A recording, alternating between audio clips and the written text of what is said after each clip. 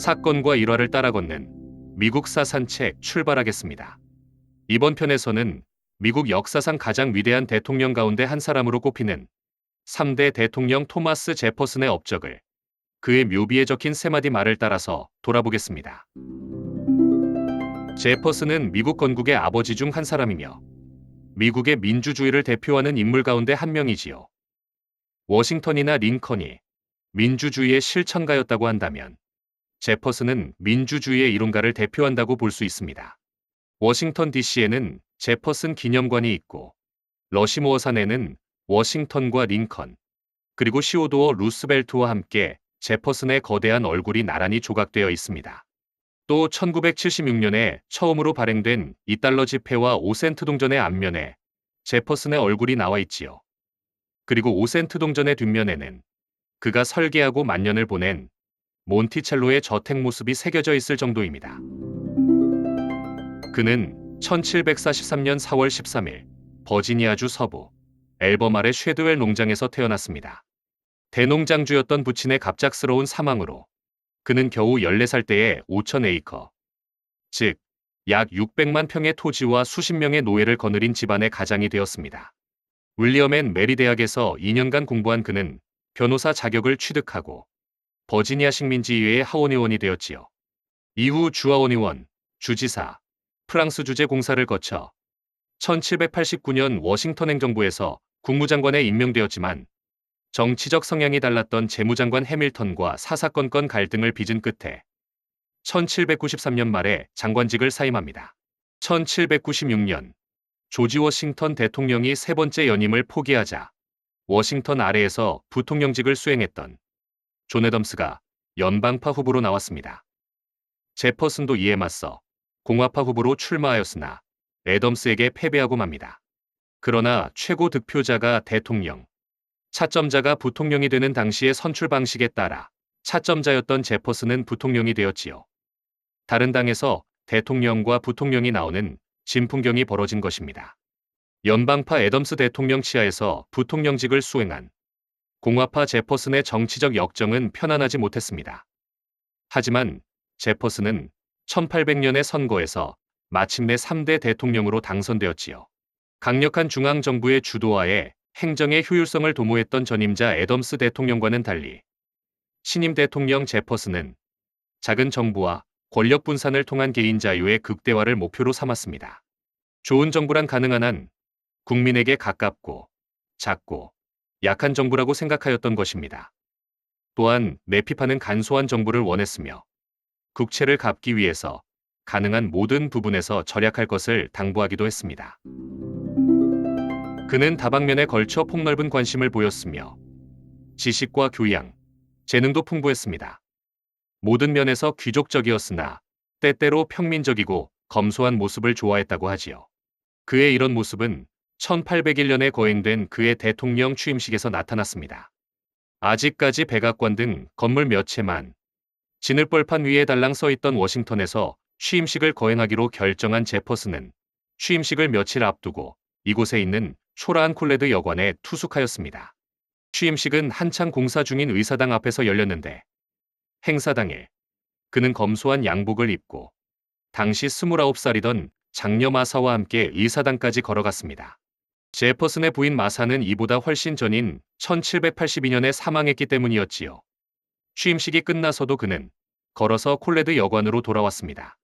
제퍼슨은 대법원장 마셜의 합법적인 반대에 부딪혀 그가 이상적이라고 생각했던 지방분권적인 자치정부, 즉 국민과 가장 가깝고 작고 약한 정부를 만들 수가 없었습니다. 하지만 오히려 그의 업적은 유럽의 전쟁의 중립을 지킴으로써 신생국 미국의 이익을 지킨 대외 정책과 오늘날의 미국을 만든 영토 확장에서 찾을 수 있습니다. 당시 미국의 상선들은 튀니지, 알제리 등지에 기지를 둔 해적들의 약탈에 피해를 당하고 있었지요. 그들은 수시로 미국의 상선을 습격하여 납포한 선원들을 노예로 팔거나 강제로 세금 아닌 세금을 거두었습니다. 이를 그냥 두고 볼 수 없었던 제퍼슨은 마침내 1803년부터 4차례에 걸쳐 함대를 파견하여 해적 소탕작전에 돌입했습니다. 순양한 필라델피아호가 좌초하고 장교와 수병들이 포로로 잡힌 경우도 있었으나 미국 해군은 파죽지세로 해적들을 소탕해 나갔습니다. 이로써 미국은 해군력에 자신감을 갖게 되었으며, 이는 후에 미국이 해양강국이자 해군대국으로 도약하는 기반이 되었다고 평가됩니다.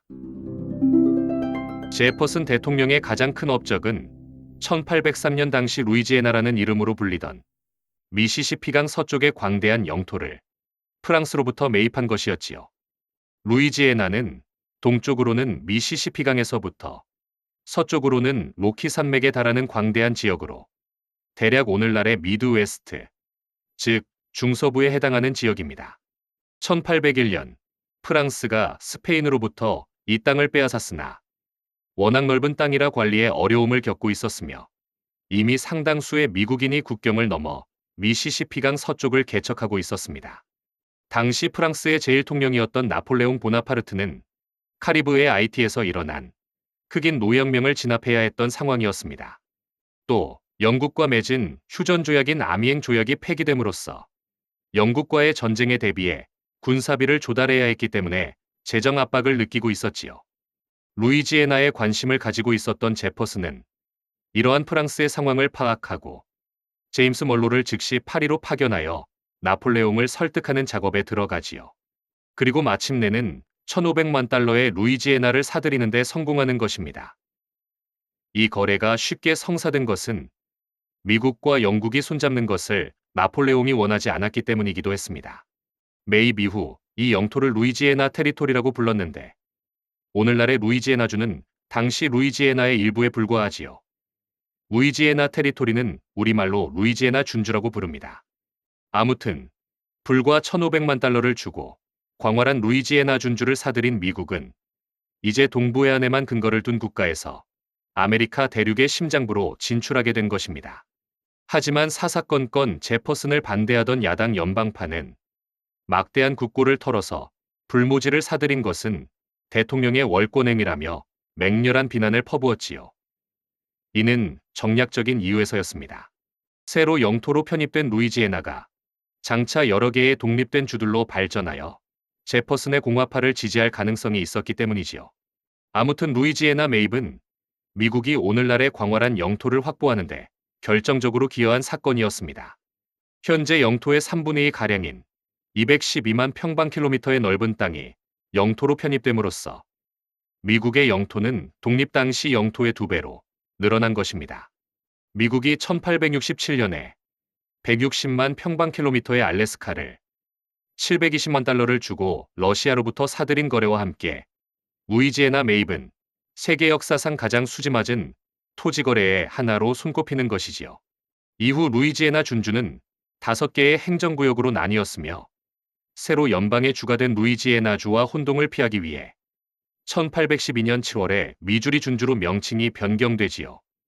주도는 세인트루이스에 두었습니다. 두 번째 임기를 무사히 마친 제퍼슨은 1809년 고향 버지니아의 샬럿츠빌에 자신이 직접 설계해서 건축한 저택인 몬티첼로로 돌아왔습니다. 몬티첼로는 이탈리아어로 작은 산이라는 뜻으로 이 저택은 19세기 초반에 미국 건축물을 대표하는 건축물의 하나로 꼽히는 걸작으로 평가받고 있지요. 그가 설계한 다른 걸작품인 버지니아 대학교의 건물과 함께 유네스코 세계문화유산으로 지정된 바 있습니다. 이 대학교의 건물은 처음에는 도서관으로 사용되었으나 현재는 특별행사용으로 사용되고 있다고 합니다. 1826년 7월 4일 아메리카 식민지가 영국으로부터 독립을 선언한 지 50년째 되던 독립기념일에 토머스 제퍼슨은 83세의 나이로 저택에서 사망했습니다. 공교롭게도 같은 날 독립선언서를 같이 쓴 동지이자 가장 큰 정적 중의 하나였지만 화해하고 다시 좋은 친구로 지냈던 존 애덤스도 제퍼슨이 죽고 몇 시간 뒤에 세상을 떴습니다. 애덤스가 죽기 전 마지막으로 남긴 말이 토머스 제퍼슨은 아직 살아있는데 였다고 합니다. 제퍼슨은 이렇게 말했습니다. 나는 행운의 존재를 매우 믿는 사람이다. 그리고 나는 내가 더 근면하게 일을 할수록 내게 더 많은 행운이 올 수 있다고 믿는 사람이다. 하지만 미국에서 가장 부유한 가문 중에 하나에서 태어났던 그는 죽기 전 엄청난 빚에 시달리고 있었습니다. 제퍼슨이 장인의 빚까지 맡아야 했으며 그 빚의 이자까지 불어나 엄청난 빚을 떠안았던 것입니다. 그가 죽은 후 그의 땅은 경매로 넘어가 제임스 바클레이라는 사람에게 7,000달러에 팔렸습니다. 제퍼슨은 몬티첼로의 농장에 묻혔습니다. 몬티첼로의 현자로 불리던 그가 직접 작성한 묘비명에는 본인이 가장 자랑스러워하는 세 가지 업적이 적혀 있습니다. 독립선언서의 기초자, 버지니아 종교자유법의 제안자, 버지니아 대학교의 설립자인 토머스 제퍼슨 이곳에 잠들다. 그가 자랑스러워하는 첫 번째 업적은 독립선언서의 기초자라는 것이지요. 그는 버지니아주 대표로 1776년에 독립선언서 기초위원 5명 가운데 1명이 되어 초안을 작성한 바 있었습니다. 독립선언서에는 여러 사람의 견해가 가미되었지만 그의 민주주의 신념이 곳곳에 녹아 있습니다. 독립선언서의 다음 구절은 제퍼슨의 사상이 반영된 것으로서 에이브러햄 링컨이 언급한 인민에 의한, 인민을 위한 정부라는 표현과 함께 민주주의의 가장 간단 명료한 정의로 종종 인용됩니다. 모든 인간은 평등하게 창조되었으며 조물주로부터 생명과 자유와 행복 추구의 권리를 부여받았다는 것은 자명한 진리이다. 이러한 권리를 지키기 위해 국민들은 정부를 조직하며 통치받는 국민의 동의로부터 정부의 정당한 권력이 나온다. 이런 목적을 해치는 정부를 바꾸거나 새로운 정부를 수립하는 것은 국민의 권리이다. 이때 새로운 정부는 국민의 안전과 행복에 가장 효과를 잘 미칠 수 있는 형태로 그 권력을 조직해야 한다. 그가 자랑스러워하는 두 번째 업적은 버지니아 종교자유법을 제안했다는 것이지요. 초창기의 미국 사회에는 전반적으로 청교도적인 사고방식이 팽배해 있었습니다. 그러나 어린 시절부터 지나친 종교적 속박에 대해 회의적이었던 제퍼슨은 1779년에 작성한 버지니아 종교자유법을 통해 그의 종교적 신념을 표현한 것이지요. 어느 누구도 특정한 종교의 예배에 대한 참석이나 성직자에 대한 지지를 강요받지 말아야 한다. 그리고 어느 누구도 이와 관련해 자신의 신체나 재산에 대해 강요, 억제, 폭력, 부담을 받지 않아야 하며 자신의 종교적 의견이나 믿음 때문에 고통을 받지 않아야 한다. 나는 종교의 자유를 지지한다. 그리고 한 종파가 다른 종파를 법적으로 억압하려는 어떠한 시도에도 반대한다. 그가 자랑스러워하는 세 번째 업적은 버지니아 대학교를 설립한 것이었지요. 제퍼슨은 당시의 다른 대학들과는 달리 교회의 영향을 받지 않는 대학을 세우기를 희망하였습니다. 그리고 그는 교육받은 사람들이 제대로 된 사회를 만드는데 크게 기여할 것이라 믿고 있었습니다. 그래서 대학이 경제적 사정이 좋지 않은 사람들에게도 공부할 수 있는 길을 열어줌으로써 특정 계층이 아닌 모두에게 공평한 기회를 줄 수 있는 기회의 장이 되어야 한다고 생각한 것입니다. 마침내 제퍼슨은 퇴임한 지 10년 만인 1819년 샬럿츠빌의 버지니아 대학교를 설립하고 스스로 총장에 취임하여 자신의 이상을 실현할 수 있는 후진 교육에 매진하였습니다. 현재 버지니아 대학교는 주립대학교이지만 아이비리그급의 교육 환경과 학생 수준을 자랑하는 최고 명문 대학교 중의 하나로 자리하고 있습니다. 앞에서 돌아본 이 세 가지 업적은 제퍼슨 본인이 자랑스러워한 것이기도 했지만 바로 이런 업적 때문에 오늘날 미국인이 가장 존경하는 대통령 중에 한 사람이 된 것이 아닐까요? 이상으로 오늘날의 미국을 만드는데 토대가 된 루이지애나 매입과 제퍼슨 대통령이 스스로 자랑스럽게 생각하는 세 가지 업적에 대해 돌아보았습니다. 다음 편에서는 그의 공적인 업적을 퇴색해야 하는 제퍼슨 대통령을 둘러싼 사적 논란에 대해서 살펴보고자 합니다. 끝까지 시청해 주셔서 감사드립니다.